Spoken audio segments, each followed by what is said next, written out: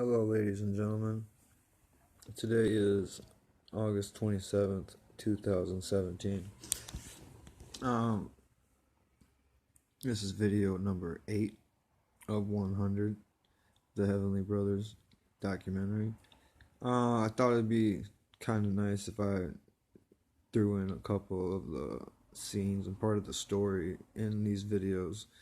So I'm going to discuss a little bit about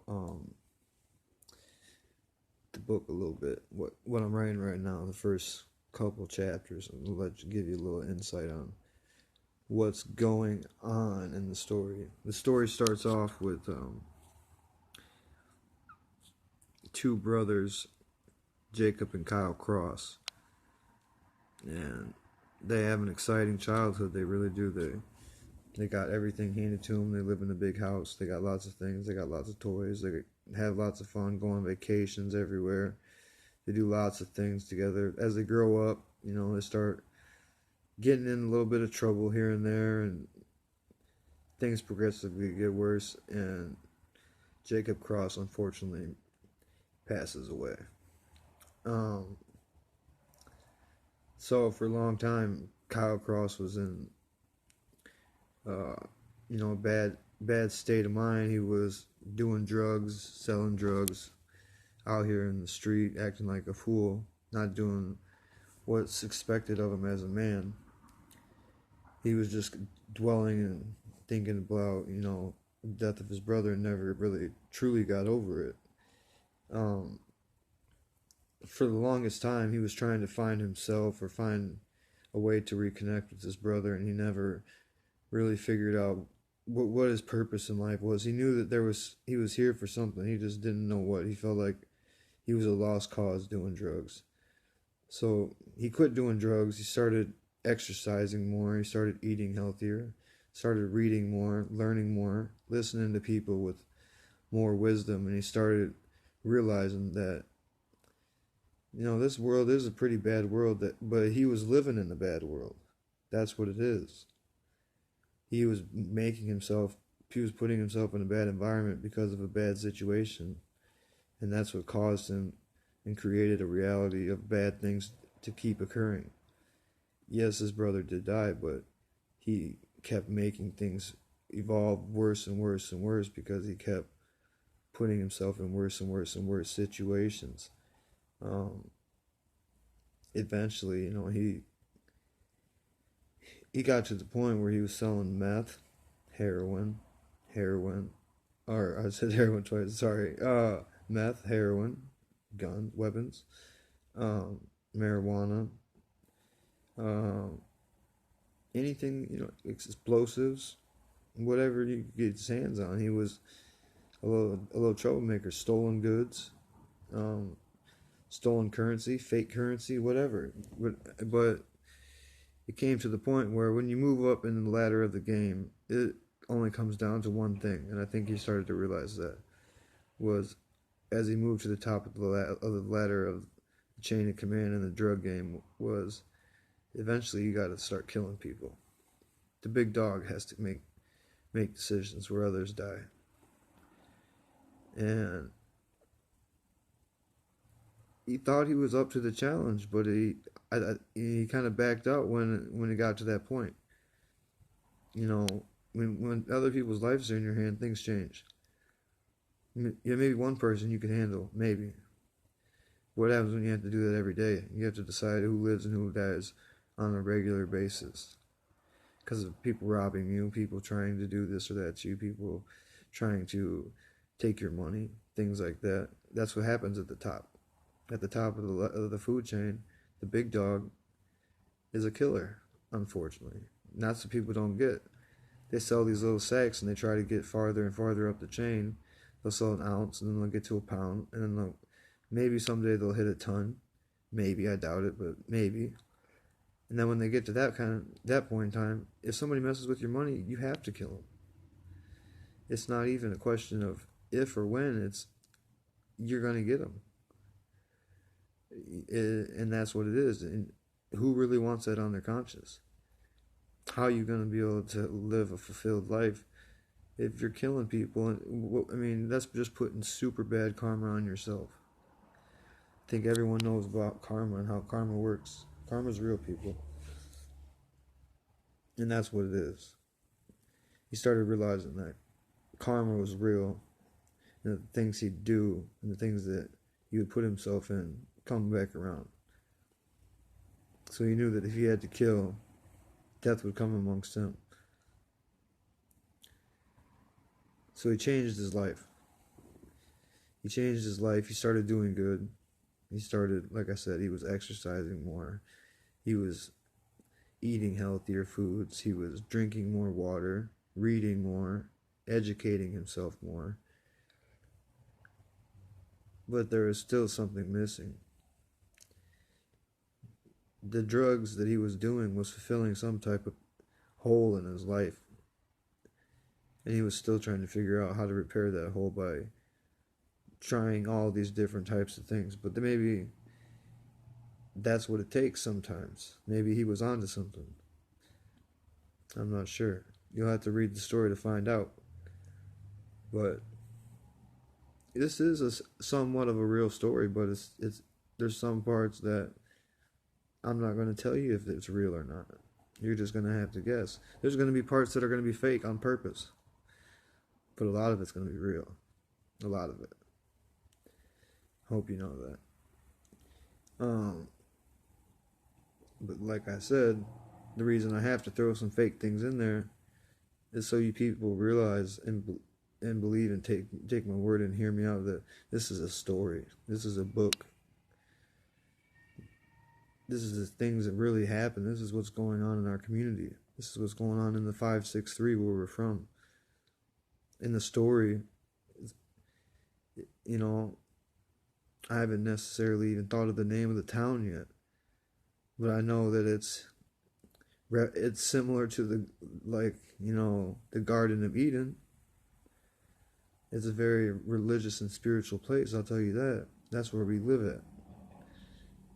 People around here talk about spiritual stuff every single day. It's a very spiritual community. There's like 9 churches just in this little town of 28,000 people. So we're around it all the time.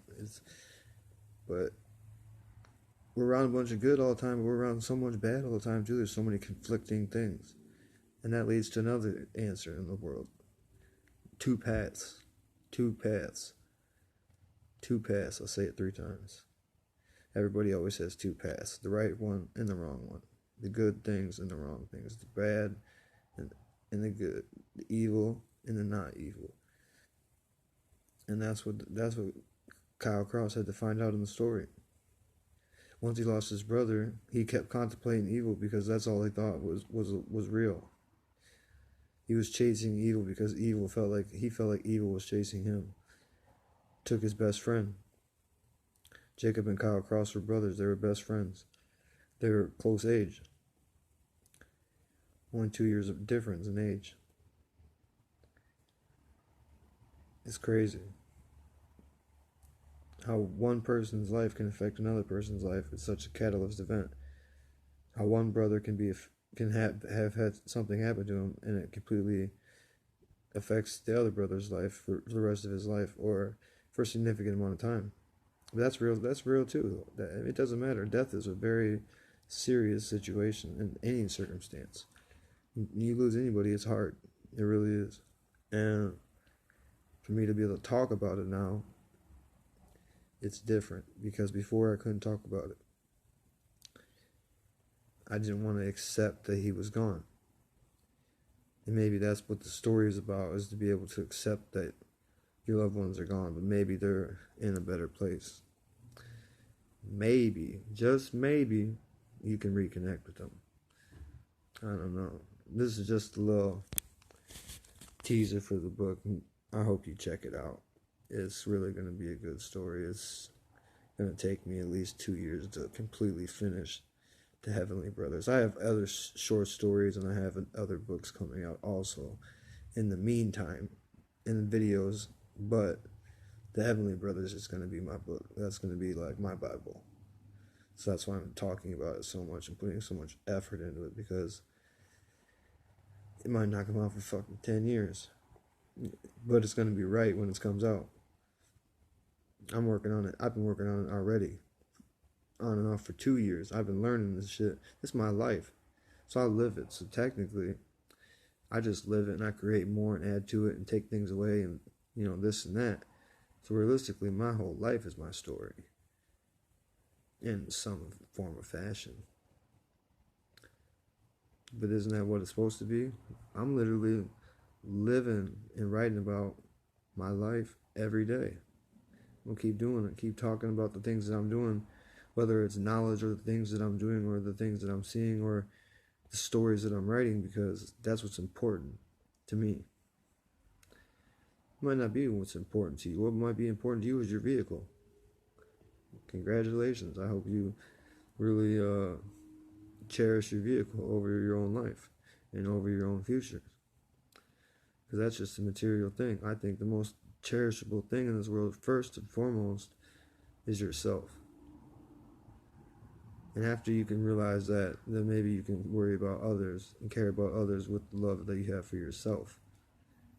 But unless you have a love for yourself that's that deep and that true, you will never know. And being an addict and selling drugs and stuff like that, you never know that. So for everyone who does those things, that's what they get. That's the results that they get. They're not going nowhere. They're not going to be a kingpin. They're not going to be the boss. They're not going to be El Chapo. Their odds are so statistically high that they're going to prison or die or broke that it's not even... I mean, I could flip a quarter and tell you that they're going to be a fuck up and I got a 50% chance of winning. It's that easy. I'm not saying marijuana. I'm not even saying casual, random users, people who use once a year. I'm talking about them people that do meth and heroin every single goddamn day. Every day. You wake up and you hitting the damn crack pipe before you changing your kid's diaper. You see what I'm saying? That's when you got a problem. And that's what these people out here have. And that's what we need to fix. So the story and the moral of the story is, how do we do that? For this first 100 episodes, whatever you want to call, I'm trying to figure this shit out. I'm trying to figure out how I'm going to go global on a legitimate scale so people hear me out and they understand that what I'm saying is real. Somebody's guiding me to say these things. I'm not just telling you everything off the top of my head. Right now I am, but sometimes I'm not. Sometimes I'm researching shit and I'm just giving y'all facts. And these facts pertain to your lives. I mean, just one fact alone right here, from your tax dollars, 59.7% goes to military spending. And military, 60% of our taxes, money for taxes, goes to military spending. But we got teachers getting fired left and right. We got no money for the education. We got to pay for college. Healthcare is shit, and it costs $1 million to get a transplant. And if you're on the donors list, it takes you 6 months to get a donor. That's crazy. We got all this money, all this opportunity in the world, and there's so many things that are so messed up. So what do we do?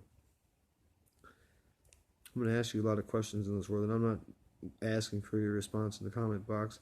I'm asking for your response and your thoughts. What do we do? There's too much wrong with this world, but there's too much good in this world as well. You see what I mean? Polarized. There's a good and there's a bad, like I said before. So what world do you want to live in? Do you want to live in the one that's enchanted with marvels and fortunes and abundancy? Or do you want to live in the down drainward path where the rats and the snakes live, and you got to watch over your back every day? That's a question for you to answer, not for me. I know the answer. And anybody else should know the answer, but we'll see what they say. I just want you to know that I care about the people as a whole. I love the people as a whole. And I feel that the people as a whole should be blessed as I am blessed. Have a blessed day, and thank you for watching my video. This is the longest video I've made so far, so pretty excited about it. That's all straight from the head. No notes, no nothing. That's no filter. So I hope you like it.